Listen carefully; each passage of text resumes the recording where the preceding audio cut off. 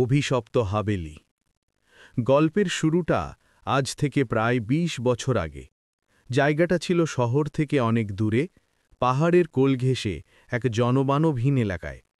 সেখানে দাঁড়িয়ে আছে এক বিশাল পুরনো হাবেলি, নাম যার নিরুদ্দেশ ভিলা। এর দেওয়ালগুলো শ্যাওলা আর লতাগুল্মে ঢাকা, আর বাতাস সবসময় একটা চাপা কান্নার মতো শব্দ করত। দিনের আলোতেও হাবেলিটার দিকে তাকালে শিরদালা বেয়ে ঠান্ডা স্রোত নেমে আসত। আমি অর্ণব, একজন গবেষক। আমি বিশ্বাস করতাম না ভূতে। আমার উদ্দেশ্য ছিল এই হাবেলির পেছনের সত্যটা খুঁজে বের করা। লোকে বলতো প্রায় ১ শতাব্দী আগে এই বাড়ির মালকিন, এক সুন্দরী নারী, যাকে সবাই রক্তরাঙা মালকিন বলতো, বিষ খেয়ে আত্মহত্যা করেছিলেন। তারপর থেকেই নাকি এই বাড়িতে অদ্ভুত ঘটনা ঘটতে শুরু করে। প্রথম রাতের অভিজ্ঞতা, নিথর প্রতিকৃতি। আমি একটা পুরনো লণ্ঠন আর ক্যামেরা নিয়ে সন্ধ্যের একটু আগে হাবেলিতে ঢুকলাম। ভেতরে ঢুকতেই একটা ঠান্ডা স্যাঁতস্যাঁতে বাতাস আমাকে জড়িয়ে ধরল। বৈঠকখানার এক কোণে ধুলোমাখা একটা বড় পোর্ট্রেট রাখা ছিল। সেটা ছিল সেই মালকিন। তার চোখজোড়া এত জীবন্ত ছিল যে মনে হচ্ছিল যেন তিনি আমার দিকেই তাকিয়ে আছেন। প্রথম রাতটা কাটানোর জন্য আমি সবচেয়ে সুরক্ষিত ঘরটা বেছে নিলাম। রাত প্রায় ১১টা। আমি একটা বই পড়ছিলাম। হঠাৎ একটা জিনিস খেয়াল করলাম।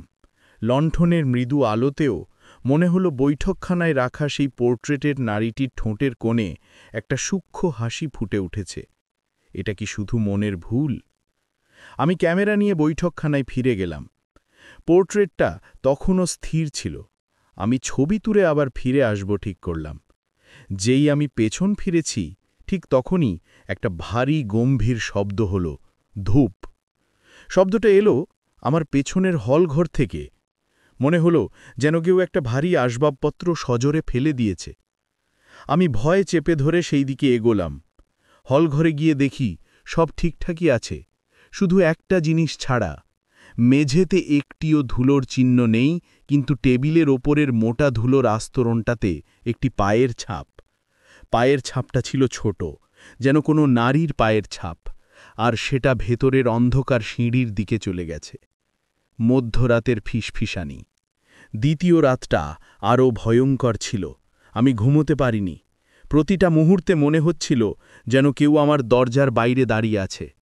রাত যখন প্রায় ২টো, তখন সেই নিস্তব্ধতা ভেঙে গেল। সিঁড়ির ঘর থেকে একটা ক্ষীণ করুণ কান্নার শব্দ ভেসে এলো।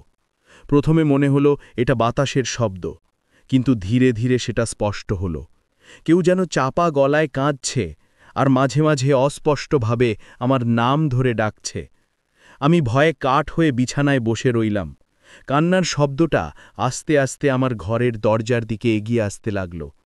আমি সাহস করে দরজা খোলার চেষ্টা করলাম না। হঠাৎ করে দরজা কাঁপতে শুরু করল। মনে হলো যেন কেউ বাইরে থেকে দরজায় জোরে ধাক্কা মারছে। আমি চিৎকার করতে চাইলাম, কিন্তু আমার গলা শুকিয়ে গেছিল।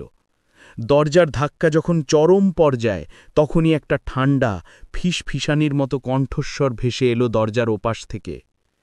কেন এসেছ? আমার নির্জনতা ভেঙে কেন এসেছ?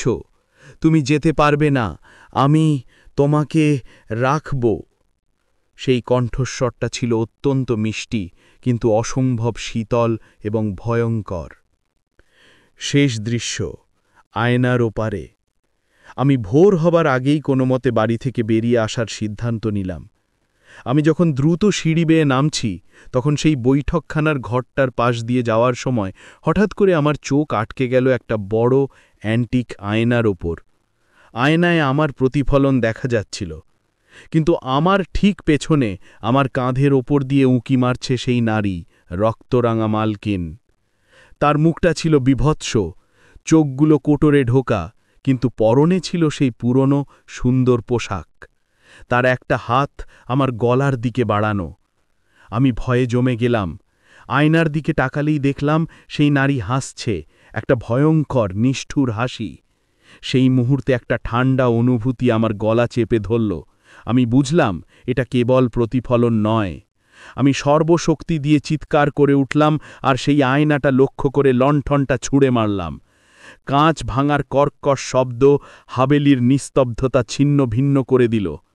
আমি কোনো দিকে না তাকিয়ে প্রাণপণে দৌড়তে লাগলাম। যখন আমি হাবেলির মূল ফটক পেরিয়ে এলাম, তখন পিছনে তাকানোর সাহস পেলাম না। শুধু শুনতে পেলাম হাবেলির ভিতর থেকে এক হৃদয় বিদারক তীব্র চিৎকারের শব্দ ভেসে আসছে, যেন কেউ তার সব কিছু হারিয়ে ফেলেছে। আজও সেই হাবেলিটা সেখানে দাঁড়িয়ে আছে, কিন্তু অর্ণব আর কখনো সেখানে ফিরে যায়নি। সে নিশ্চিত যে সেই কেবল একটা পুরনো বাড়ি থেকে নয়, বরং সেই রক্তরাঙা মালকিনের মারাত্মক গ্রাস থেকে ফিরে এসেছিল। সেই রাতের স্মৃতি অর্ণবকে এখনও তাড়া করে বেড়ায়। সে বুঝেছিল কিছু রহস্যের ওপর গবেষণা করা উচিত নয়, কিছু ভয় শুধু অনুভব করার জন্যই।